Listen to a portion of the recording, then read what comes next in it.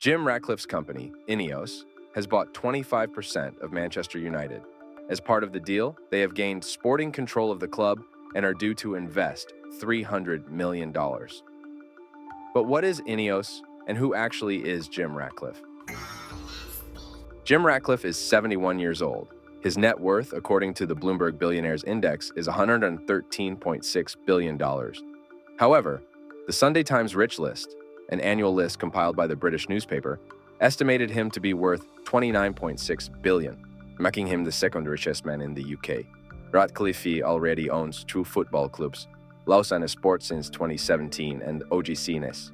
He also owns one-third of the successful Mercedes F1 organization, the INEOS Britannia sailing team, and the INEOS Tour de France winning cycling team. He also has a pub, the Grenadier in London's Belgravia, Lime Wood, a five-star hotel in the New Forest, Hampshire near Southampton, La Côte at the ski resort, in Easy, France, and two super yachts named Hampshire and Hampshire 2.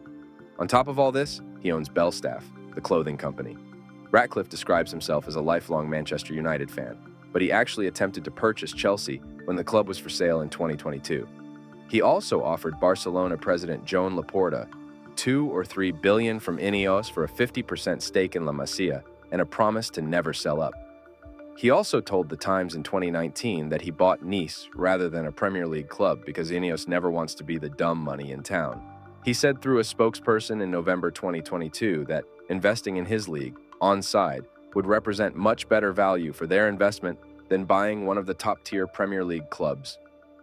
Ratcliffe is not averse to the occasional change of heart. He's a UK tax exile who backed Brexit, albeit a soft one, and moved INEOS headquarters out of the UK and then back again. Ratcliffe grew up in a council house in Failsworth, a few miles from Manchester city centre. His father was a joiner, and his mother worked in an accounts office. Later in his childhood, the family would move to Yorkshire, where he was enrolled at Beverley Grammar School just north of Hull. He left the school with A-levels in maths, physics, and chemistry, and having captained its football team. He read chemical engineering at Birmingham University, then worked for ESSO after graduation, before moving into private equity at Advent International. In 1992, he co-founded chemicals firm Inspec, and 6 years later formed INEOS. Today, INEOS is the fourth largest chemical company in the world, producing chemical and oil products used across industry and everyday life.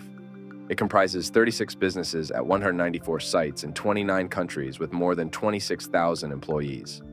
If you have used a product containing plastics, textiles, medicines, or hygienics in recent years, the chances are that you have used something INEOS has helped manufacture. It also produces chemicals and compounds used in sport, including the plastic used in artificial grass stadium construction, seats, and goal nets, rubber and PVC used in footballs, and plastics in boots. Ratcliffe has made his fortune out of finding value in the market. INEOS is essentially a conglomerate of businesses he bought between 1998 and 2008, which are still run in a relatively loose federal style. In this regard, he is similar to Todd Boehly, the investor who ultimately won the Chelsea takeover contest. At INEOS, he used high-yield debt to finance deals and started hoovering up unwanted operations from British Petroleum. In 1998, with a young family, Ratcliffe mortgaged his house and put all his money into the deal. "If it goes wrong, you've lost all your money and completely screwed up your career," he told the Financial Times in 2014. What did his wife think? She accepted it was a risk. INEOS eventually bought Innovine, BP's refining and petrochemical arm, in 2006, and in its first 10 years, INEOS completed more than 20 acquisitions. His strategy was relatively simple: take on debt to buy the asset, reduce the outgoings via cost savings, and build it back up. When the global financial crash happened in 2008, INEOS struggled to deal with the sharp decline in oil prices, and the company closed some factories. INEOS also broke a covenant and had to renegotiate debts with several banks at a cost of $84 million. Ratcliffe asked the UK's then Labour government a short-term deferral of a VAT payment worth $350 million, but the request was turned down.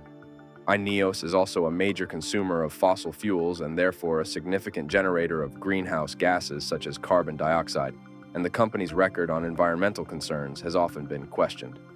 On its website, INEOS insists that sustainability is fundamental to how they do business.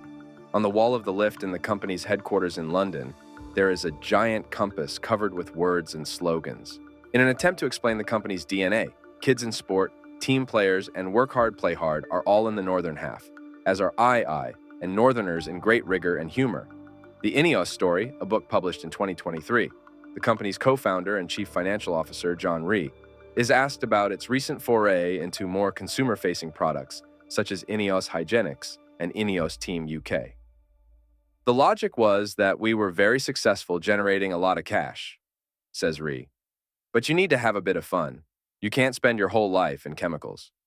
This makes Manchester United the most recent step away for INEOS and the newest frontier for Jim Ratcliffe. If you like this video, please consider subscribing to the channel.